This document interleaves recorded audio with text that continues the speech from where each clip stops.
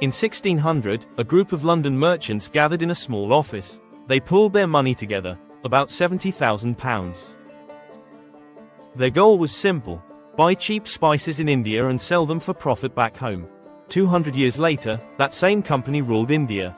Not just traded with India, ruled it. 400 million people under the control of a private corporation. This is how 100 merchants became more powerful than kings. On December 31, 1600, Queen Elizabeth signed a charter. She granted a monopoly on all English trade with Asia to a new company, the East India Company. At first, it was just merchants. No army, no territory, no political power, just ships, sailors, and silver. The business model was straightforward: sail to India, buy spices, silk, and cotton with silver.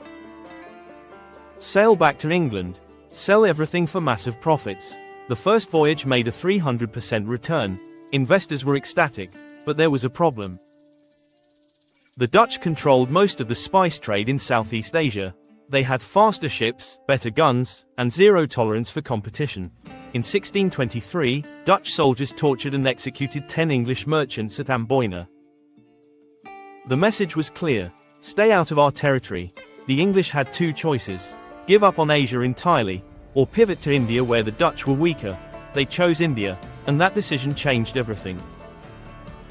When the English arrived in India, they found something remarkable: the Mughal Empire. At its peak, the Mughals were the richest civilization on earth. India produced 25% of global GDP. More than all of Europe combined. The Mughal emperor lived in palaces covered in gold. His treasury held more wealth than any European king could imagine. But the Mughals didn't care about European merchants. The English begged for trading rights. The Mughal emperor granted them permission to set up a few trading posts, nothing more. For decades, the East India Company operated as small-time traders. They rented warehouses in coastal cities. They bought cotton and silk from Indian merchants. They made modest profits. But everything changed in 1757. The Battle of Plassey. Here's what happened. The Nawab of Bengal controlled the richest region in India. Bengal alone produced more wealth than Britain.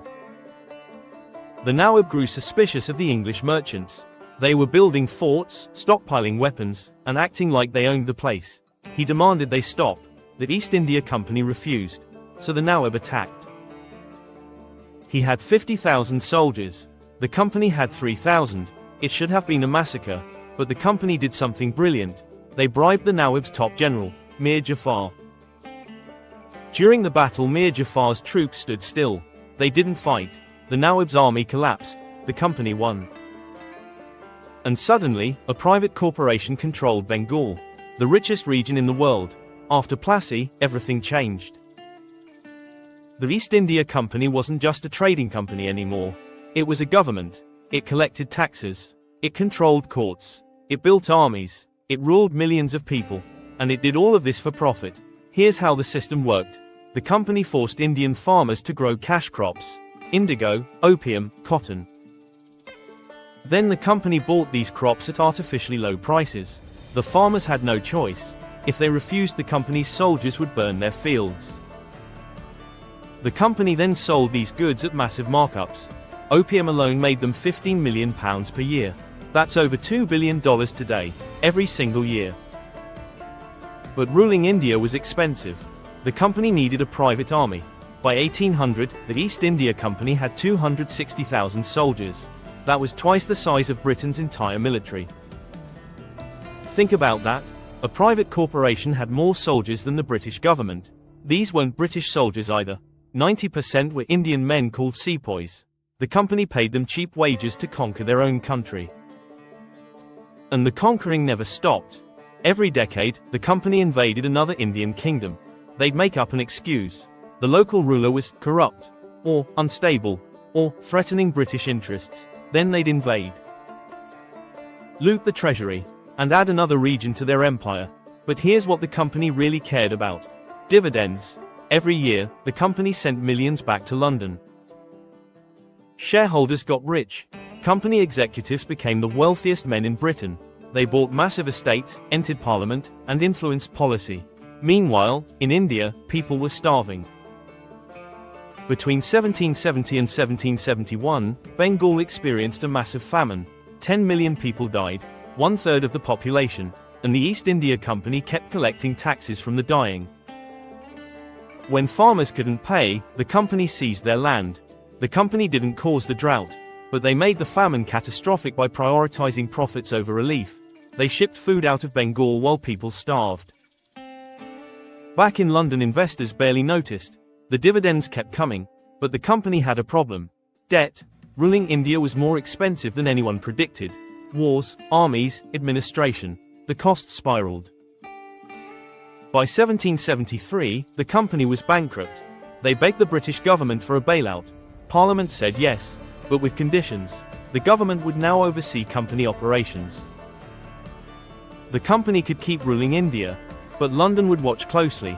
This started a slow transition. Over the next 80 years, the British government gradually took over. The company still existed, but the Crown pulled the strings. The final blow came in 1857, the Indian Rebellion, also called the Sepoy Mutiny. The company's Indian soldiers rose up across North India. They were fed up with low pay, religious insensitivity, and brutal treatment. The rebellion was massive. Cities burned. British officers were killed. For a moment it looked like the company might lose India entirely, but the British government sent troops. They crushed the rebellion with extreme violence. Entire villages were massacred. Rebels were tied to cannons and blown apart. The message was clear: never again. After the rebellion, the British government made a decision. The East India Company was done. In 1858, the Crown officially dissolved the company and took direct control. India became a British colony. The company that had ruled for a century vanished. But the damage was done. By the time India gained independence in 1947, 2 centuries of exploitation had drained the country. India's share of global GDP fell from 25% to just 2%. The wealth flowed to London. The East India Company started with 100 merchants and £70,000. It ended with an empire larger than any corporation before or since. At its peak it controlled half of global trade. It ruled more people than any European nation. It had a private army larger than most countries. All for profit. The company proved something terrifying. You don't need to be a king to build an empire. You just need a monopoly, an army, and the willingness to do whatever it takes. For 200 years, a corporation ruled 400 million people. Then it collapsed. But the wealth it extracted, that stayed in Britain.